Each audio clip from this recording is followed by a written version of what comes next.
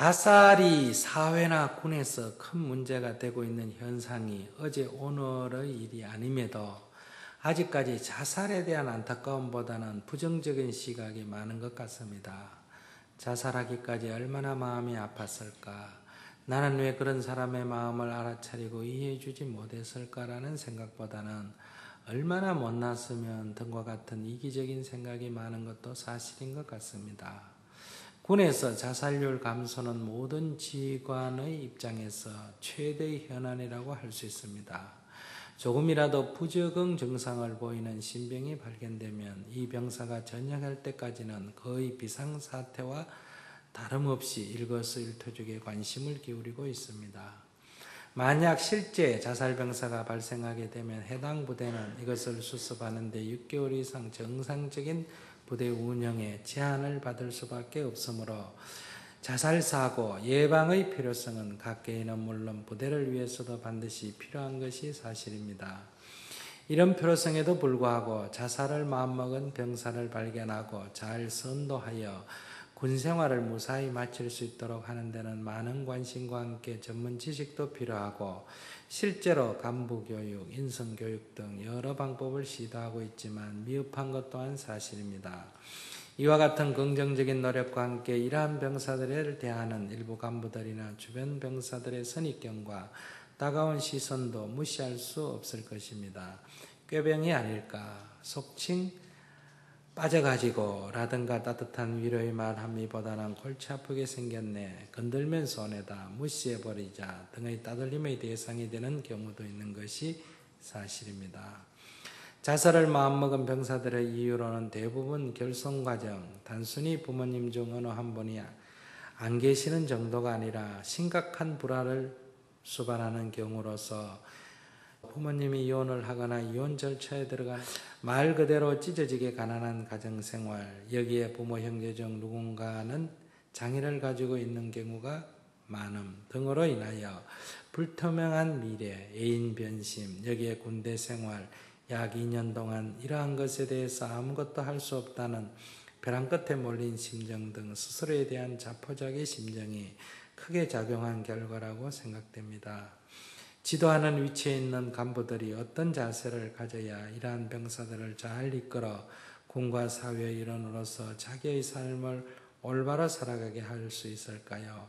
또한 어쩔 수 없어서 마지못해 군생활을 하고 있는 대다수 병사들에게 도움이 될 수 있는 소중한 말씀을 부탁드립니다.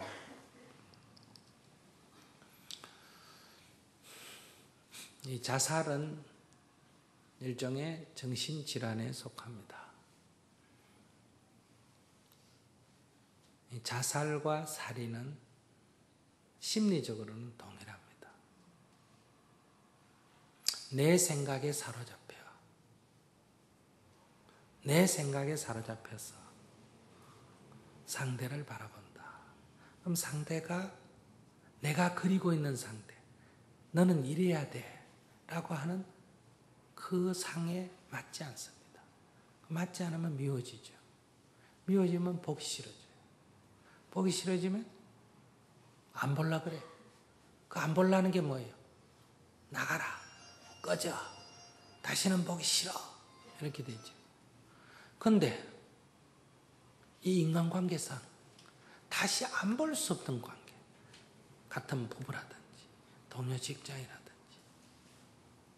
안 볼 수 없는 어떤 관계 속에 있단 말이에요. 그러니까 그러면 그 안 보는 방법이 뭐예요? 죽여버리는 거예요. 그럼 살인이 되죠. 반대로 내가 내 생각에 빠졌어. 나는 이런 인간이야 하고 환상의 자기를 그리고 거기에 빠집니다. 그럼 현실에 있는 자기가 만족스럽지 못해. 그러면 자기가 자기를 미워합니다. 자기가 자기를 미워하다가 조금 지나면 자기가 자기를 싫어합니다. 이런 자기를 싫어한다. 여러분들 질문이 많이 나오잖아요. 이런 내가 싫다. 이런 내가 싫으니까 이걸 남에게 보여주기 싫어요. 그래서 문을 닫고 방에 들어가 버리고 밖에 안 나오려고 그러고 대인관계를 기피합니다. 이것이 점점 지나쳐서 나를 영원히 안 보는 방법. 그건 뭐예요? 자기를 죽여버려요. 이게 자살이다. 그러니까 정신적인 어떤 상태에 자기에 사로잡힌다. 소위 말하면 아상이 지나치게 강한 증상이에요.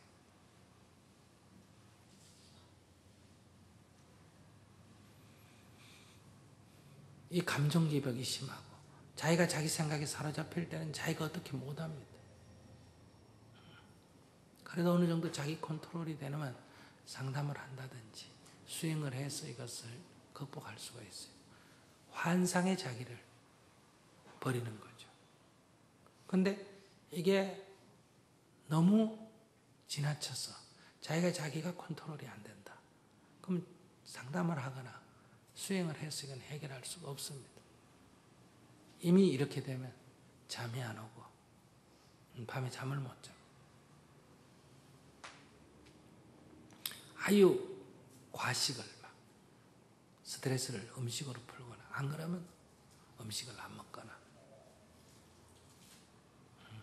그리고 작은 일에 웃고 우는 것이 감정 기복이 아주 심해집니다. 일종의 신경쇠약, 노이로제 증상처럼 나타납니다. 그러면서 나 같으면 죽어야 돼. 안 그러면 다 죽여버릴 거야. 이런 식의 말이 나옵니다. 이게 2번, 3번, 5번, 10번 반복되니까 사람들이 이제 처음에는 걱정했다. 나중에 뭐라 그래요? 아이고 그래 죽어라 죽어. 맨날 죽는다는 소리 한다. 막 죽는다 소리 하지 막 팍 죽어버리지. 이렇게 이제 가족 시간에도 악담을 하게 됩니다. 하도 죽는다 소리를 많이 하니까. 안 그러면 맨날 죽인다 소리 하니까. 아이고 네가 죽이긴 뭘 죽여. 아이고 네가 안 해. 죽여. 그래 죽여봐. 이렇게 또 하죠. 그러다가 이제 팍 쏴버리는 경우가 생긴단 말이에요. 그래서 이런 증상이 나타나면 이걸 야단을 쳤기 때문에 이해를 못 해줬기 때문에 그래서 생긴 게 아니라 이런 토양이 있는데 옆에서 이걸 못 알아차리고 어떤 자극이 가면 폭발해서 죽이는 쪽으로 가든 즉 살인 쪽으로 가든 자살 쪽으로 가든 안 그러면 살인하고 자살해버리든 이런 증상이 나타나게 된다. 이제 여기서 애인이 변신했다든지 상사가 압박을 했다든지 하는 거는 그렇게 한다고 다 살인하고 자살하면 난리 나겠죠. 그죠? 이런 증상이 있는 사람이 이제 그런 거하고 결부될 때 폭발을 하게 된다. 그럼 이런 상처들은 어떤 때 주로 어떤 사람이 많이 생기느냐? 바로 부모가 가정불화가 있을 때 아이들에게 일어나는 정신분열증 현상이에요. 부모 갈등이 있다고 다 그렇다는 게 아니라 비율이 몇 배 높습니다. 그러니까 부모가 없는 게 수지 났습니다. 없으면 이런 증상 안 생겨요. 부모가 갈등을 일으킬 때 가장 심한 증상이 생긴다. 그러니까 물고 차고 원수가 돼가 매일 그렇게 악다구리하고 살려면 뭐보다 안녕히 계십시오 하는 것보다도 못하다. 자식한테는 없는 것보다 못하다. 또 지 성질 안 맞다고 지 뜻대로 안 된다고 이혼해 가서 할 때 자식은 부모에 대한 엄청난 배신감을 느껴요. 도대체 부모도 믿을 수가 없어요. 부모가 믿을 수 없는데 이 세상을 누굴 믿겠어요? 그러니까 세상 인간이 다 싫은 거예요. 그래서 늘 세상 사람에 대해서 불신을 하는 거예요. 그래서 죽어버리고 싶거나 성질나면 다 죽여버리고 싶은 거예요. 이 흥분이 되면. 그건 제정신이 아니에요. 첫째는 이런 증상들을 발견하는 게 필요해요. 이 전문가들에게 상담을 받아서 군대 같은 군대 지도자들이 이런 증상이 있는 사람을 발견해야 돼요. 밤에 잠을 잘 못한다. 또는 말이 별로 없다. 말이 별로 없는 게 굉장히 위험한 거거든요. 이제 여러 증상을 해서 이런 증상을 첫째 발견하고 군대란 거는 자꾸 껍데기, 몸뚱이가 멀쩡하니까 자식 훈련받기 싫어 꿰선다. 뭐 한다. 자꾸 이런 생각이 갈 수밖에 없어요. 이 사지가 멀쩡하니까. 집에서도 마찬가지예요. 아까 딸애도 사지가 멀쩡하니까 자꾸 조금만 더 다니면 될 텐데, 막 학교 다니면 될 텐데, 사과받고 다니면 될 텐데, 자꾸 이렇게 생각한다 이거. 이걸 딱 입원을 시키든지 딱 쉬게 해야 되는데. 근데 옛날에는 우리가 가난하고 못 먹고 살 때, 그럴 때는 이런 환자가 별로 없습니다. 요즘같이 부부 갈등이 심하기 때문에 이런 환자들이 굉장히 많아요. 10명 중에 1명 꼬는 됩니다. 그 중에 다 이렇게 폭발하는 건 아니에요. 그 중에 다시 10명 꼴에 1명이 폭발을 하죠. 그러니까 군대라면 평균 10명 가운데 1명 꼴은 이런 기본 증상이 있다. 그 중에 다시 그 10명 중에 1명 꼴은 이렇게 폭발할 가능성이 있다. 이런 걸 생각해서 그 경중을 따라 잘 관리를 해야 되고 거기에 심성치료를 해야 되고 그냥 뭐 빼준다, 놀린다, 꿰쓴다 이렇게 볼 거 아니에요.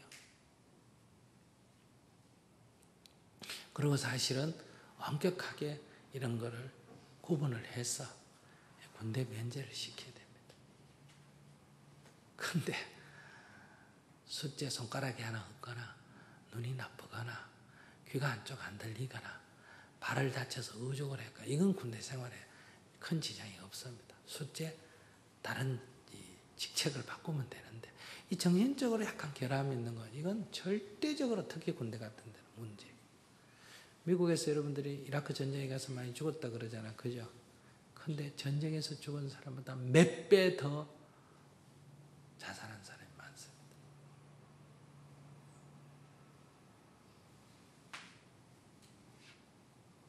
우리나라에서 나간 군인들도 이렇게 사고로 죽은 사람이 이제 1명 있지만 자살한 사람은 여러 명 있습니다.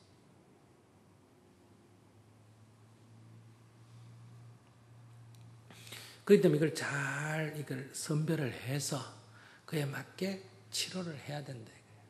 몸뚱이가 아프면 금방 치료를 하는데 우리 이런 정신적인 결함에 대해서는 도무지 치료할 생각을 안 해요.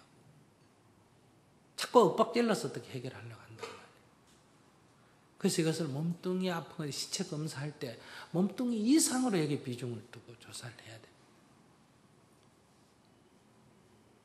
그리고 군대 안에서도 이런 증상이 있으면 그것은 조금 그에 맞는 다른 훈련을 시켜야 합니다. 그러니까 강압을 하게 되면 이게 못 견디고 폭발을 하게 돼요. 그래서 조금 훈련이 꼭 막 군대라고 해서 모든 걸 다 억지로 해야 되는 건 아니잖아요. 그러니까 약간 다른 방식의 새로운 훈련 도입이 필요하다. 마치 건강한 사람은 장거리 행군을 한다면 신체가 조금 약한 사람은 좀 작은 거리를 행군하고 다른 부분에서 하도록. 우리도 그러잖아요. 우리 정토에 들어오려면 얼마 해야 됩니까? 10,000배를 해야 됩니다. 근데 노인이나 다리를 다쳤거나 이래서 도저히 10,000배를 못한 사람은 어때요? 10만 송을 해야 됩니다. 연부를. 근데 한 가지만 밀어붙인다는 거예요. 그보다 더 힘드는 지만은 다른 일을 열어줘야 된다. 우리나라에서 나는 부처님의 가르침에 따라서 불살생계율을 철저히 지키기 때문에 특히 스님들 같은 경우에 나는 총을 들지 못하겠습니다. 남을 죽이는 훈련을 못 받겠습니다. 이러면 우리 용납을 안 해버려요. 사실 이런 사람은 복무기간도 더 길게 더 고달픈 다른 일을 주면 되거든요. 제3세계 봉사를 한다든지 더 어려운 일을. 그 꾀병을 쓰는 사람은 아이고 그거 할 바에 훈련받는 게 낫겠다 이렇게 되지만 이런 신념이 있는 사람은 그런 일을 이게 소위 대체복무제라는 거 이런 걸 열어줘야 돼요. 이제까지 우리의 문화는 전부 획일 문화거든. 그리고 이렇게 육체적 건강에 안 좋은 사람은 우리가 제대를 중간에 시키거나 안 그러면 군인을 뽑을 때 빼주거나 하듯이 이렇게 정신적인 결함이 있는 사람은 군대에서 제외시키고 들어와서도 결함이 있는 사람은 중간에도 제대시키고 또 결함이 있는 사람은 업무 배치, 훈련 방식을 바꿔서 또 배치를 하고 이렇게 해야 오히려 더 건강한 군인이 될 수가 있다. 이러니까 모든 군인을 다 그냥 하면 그렇게 편안하게 하면 군대가 안 되잖아요. 그러니까 이런 것을 구분해내고 분류하는 이런 것이 있어야 돼. 이런 시스템이 도입이 돼야 돼.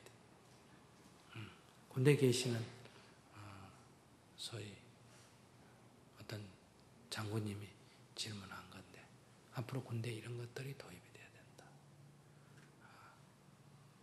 그러니까 훈련이 강하기 때문에만 오는 게 아니에요. 원래 이런 내부적인 문제가 있기 때문에 오기 때문에 이것을 선발해내서 어떻게 거기에 맞게 교육을 시키느냐 이런 문제